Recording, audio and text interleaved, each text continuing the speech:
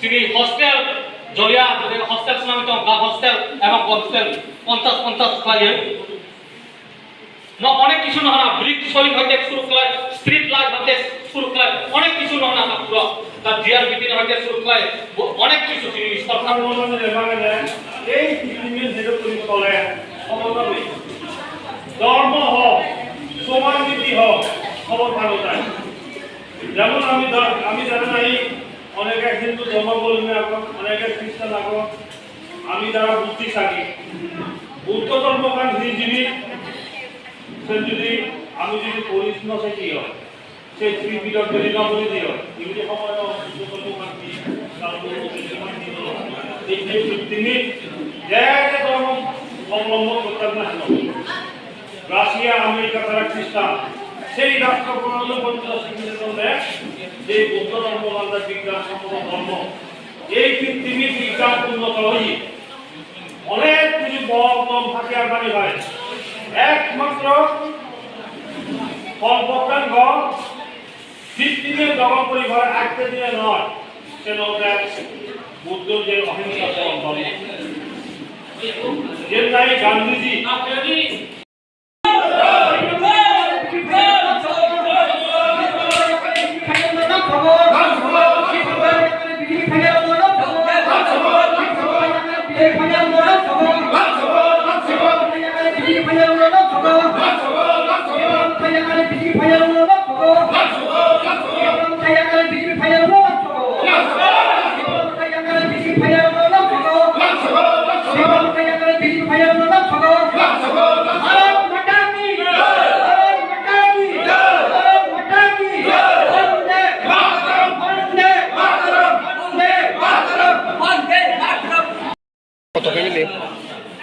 ত্রিপুরামোথা এবং সিপিএম উভয় দল থেকে মোট ৩৫ পরিবারের ৯৬ জন ভোটার আজকে আমাদের ভারতীয় জনতা পার্টির দলে সামিল হয়েছেন।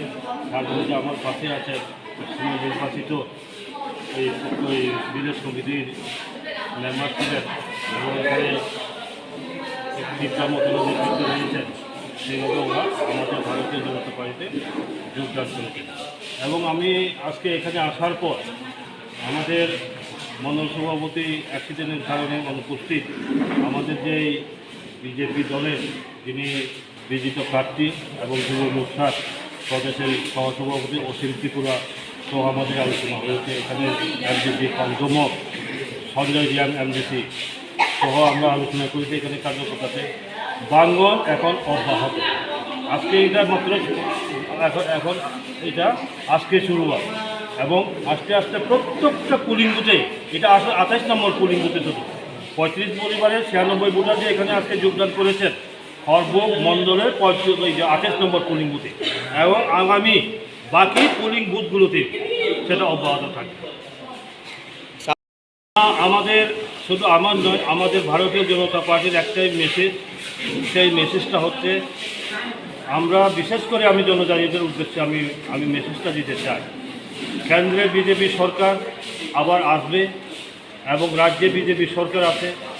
আমরা এখানেও যে পূর্ব ত্রিপুরা এবং পশ্চিম ত্রিপুরা উভয় আসনে যাতে বিজেপি দলকে বিপুলভাবে ভোট দিয়ে জয়যুক্ত করেন এবং কেন্দ্রে মোদী সরকারকে যাতে আরও শক্তিশালীভাবে উনি সরকার গঠন করতে পারেন তার জন্য আমি আবেদন রাখবো। কেন কেন্দ্রে মোদী সরকার দরকার, মোদীর নেতৃত্বে কেন বিজেপি সরকার দরকার আজকে আপনারা চিন্তা করে দেখুন।